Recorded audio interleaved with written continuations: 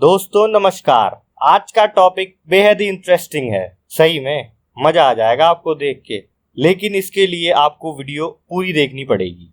जैसा कि हमारा लक्ष्य है कि आपको कोई भी जानकारी पूरी दी जाए और ऑथेंटिक हो, ताकि आप इस खोजकर्ता पे विश्वास कर सकें और अपने पास टॉप लेवल की जानकारी रखें। अगर आपको ऐसी जानकारियां चाहिए तो इस चैनल को सब्सक्राइब जरूर करें।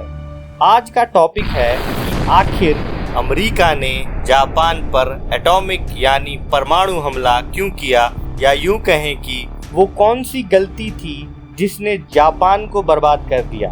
70-75 साल बाद भी उस देश में पैदा होने वाले बच्चों में विकृति यानी बर्थ डिफेक्ट्स पाई जाती हैं। एक कहावत सुनी होगी आपने, अपने पैर पे कुल्हाड़ी मारना, और ये जापान पे 100% लागू होती है। दौर था 1930 का।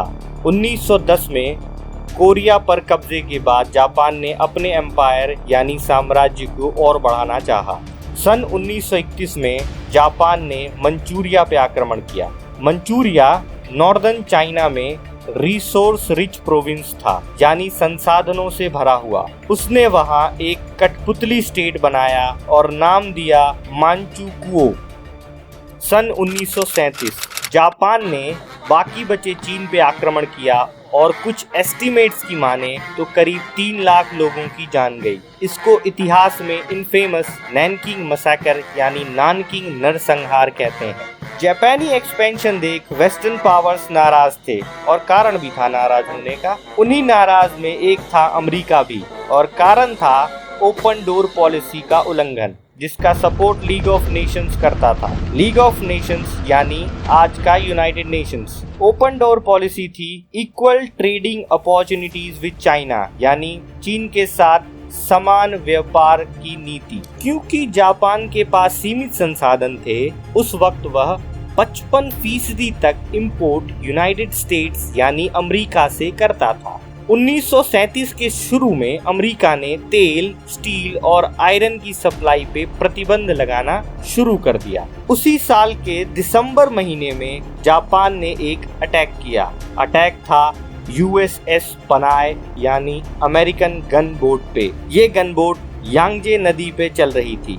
उस पे जापान ने बम से हमला किया और शिप डूब गई, और इसमें 3 अमेरिकन की मौत हुई। आपको लगेगा यही वो कारण था जिसने अमेरिका को हमले के लिए उकसाया, तो यहाँ आप गलत हैं। वो गलती अभी जापान करने वाला था जिसने उसका इतिहास बदल दिया। सन 1940 जापान एक्सिस अलायंस का पार्ट बना, जिसमें जर्मनी और इटली शामिल थे। वही हिटलर वाली जर्मनी। एक्सिस अलायंस ने फ्रेंच इंडो चाइना पे कब्जा किया, यानी आज का वियतनाम। इसके बाद अमेरिका ने जापान पे पूर्ण प्रतिबंध लगा दिया।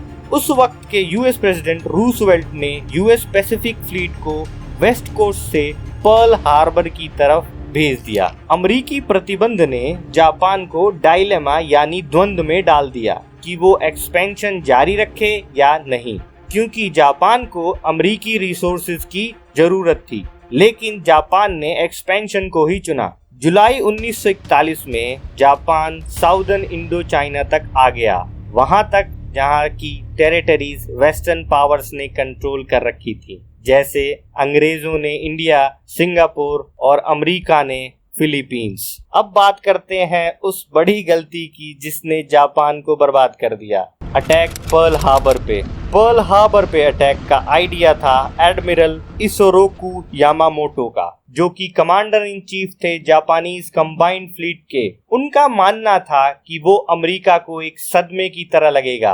अमेरिका एक अटैक एक्सपेक्ट भी कर रहा था, क्योंकि जो बातें वो जापान से कर रहा था वो असफल हो रही थी। बॉम्बिंग के कुछ घंटों पहले एडमिरल हसबैंड किमल को अमेरिकी नेवी का एक मैसेज मिला कि जापान के साथ बातचीत बंद कर दी गई है और जापान अग्रेसिव मूव लेगा और आप तैयारी कीजिए। लेकिन मैसेज में पर्ल हार्बर का जिक्र नहीं था, क्योंकि अमेरिका को लगा अटैक फिलीपींस पे होगा। दिसंबर 7 वह दिन था जब पर्ल हार्बर पे अटैक हुआ। सुबह 7 बजे पहला साइन मिला जब यूएस आर्मी के 2 बंदे अपने मोबाइल रेडार बंद करने वाले थे। उससे पहले उनकी स्क्रीन पे कुछ डिस्टर्बेंस हुआ उन लोगों ने इंफॉर्मेशन सेंटर को कॉल किया और आर्मी लेफ्टिनेंट से बात की, जिसने उन्हें बोला कि ये अमेरिकन B-17 यानी बोइंग विमान हैं। लेफ्टिनेंट ने रेडियो स्टेशन पे हवाईयन म्यूजिक सुना था और उन्हें लगा कि ये अमेरिकन प्लेन्स हैं। 7:48 पे